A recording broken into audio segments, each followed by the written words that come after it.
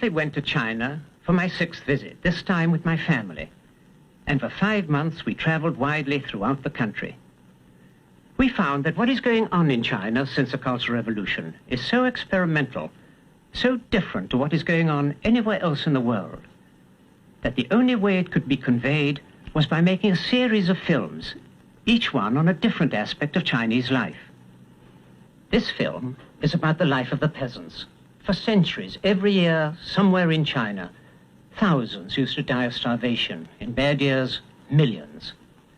Today, no one in China goes to bed wondering where tomorrow's food is coming from. How was this done? It wasn't done without mistakes and some years of near disaster. But the great breakthrough came in 1958 with the setting up of the People's Communes. To understand what a commune is, let's start with a single village. Each village is responsible for its own budget, it organizes its own work, elects its own leaders, and is known as a production team. Let this symbolize a single village with its surrounding fields. But a single village can't afford to buy a tractor or set up a high school or do any large-scale irrigation work. So a number of villages or production teams are associated together in what is known as a production brigade. But what about larger projects, like rural factories, a modern hospital, or the damming of a large river? Even a group of 20 or 30 villages couldn't handle this kind of work. So a number of brigades joined together to form an even larger unit. And it is this association of brigades that forms a single commune. It was a brilliant innovation, for on the human side, it enabled the peasants in a village to run their own affairs and work alongside those that they are familiar with. And at the same time, it made possible the large-scale work that was essential if enough food was to be grown for nearly 800 million people. China is huge. There are over 70,000 communes such as I've described. We shall see only 3 of them. One in the southern province of Guangdong, and one further to the southwest in Yunnan province. But first, let's see a commune village in Shanxi province, 1,500 miles to the north.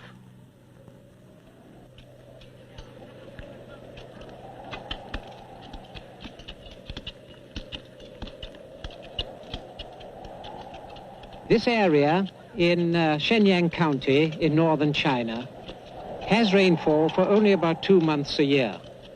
And when the rain does come in July and August, it comes in disastrous torrents. The result is that the hills around here are very deeply eroded. And until recent years, for agriculture, they were virtually useless. The peasants who lived here were abjectly poor. And most of them lived in hovels or in caves, and perhaps you can see some of the caves that they used to live in behind me. Today, they're using these caves for the keeping of pigs.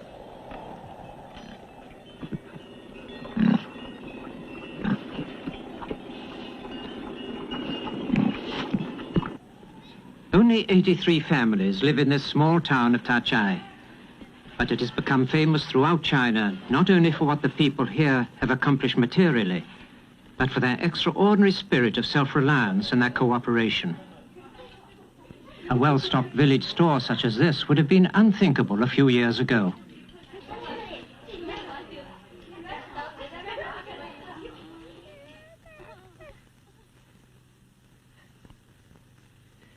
Since the establishment of the communes, and especially since the Cultural Revolution, the whole quality of rural life has undergone a transformation.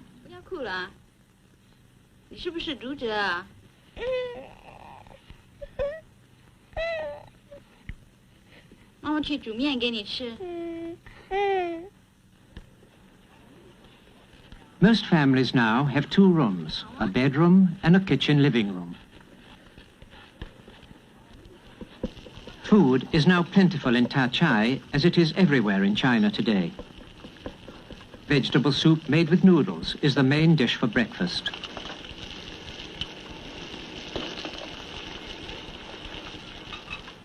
The father has already worked for 2 hours at the corn husking yard, and his wife will go out to work there too, after the older children have left for school.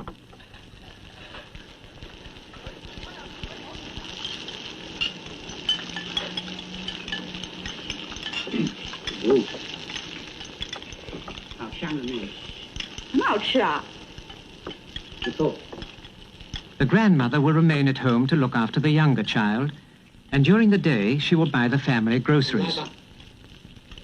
As with most families in China, this is a 3-generation family.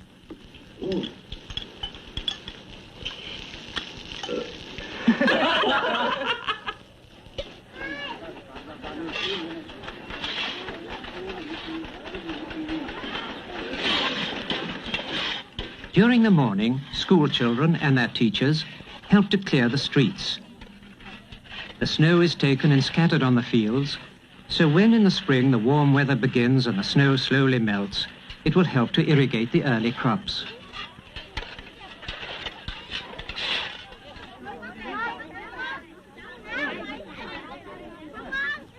In winter, when work in the fields is impossible, the villagers husk the corn they harvested in the autumn. The work starts early.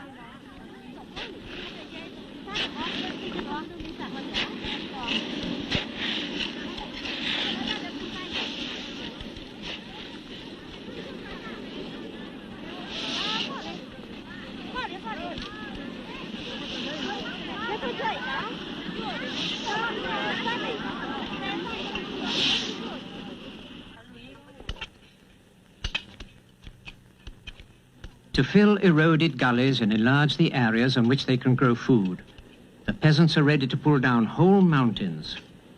Here at Tachai, they have built hundreds of terraces to retain the soil.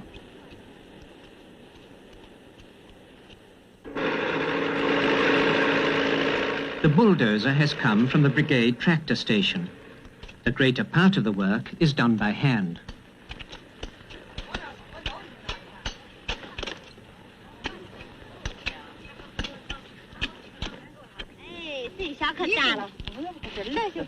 When decisions need to be taken about the work, the peasants gather for what they call an on-the-spot meeting.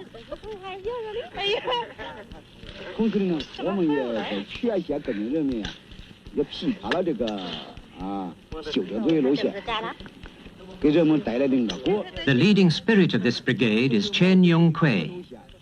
Before the revolution, some of his family died of starvation. Chen himself was illiterate until a few years ago. Today, he is a member of the Central Committee of the Communist Party of China, but goes on working among his own people. The main work during the winter months is building the walls that will form the new terraces and hold the soil pulled down from the mountain sides. Many acres of new arable land have been formed in this way. The stone for the walls comes from high up in the mountains.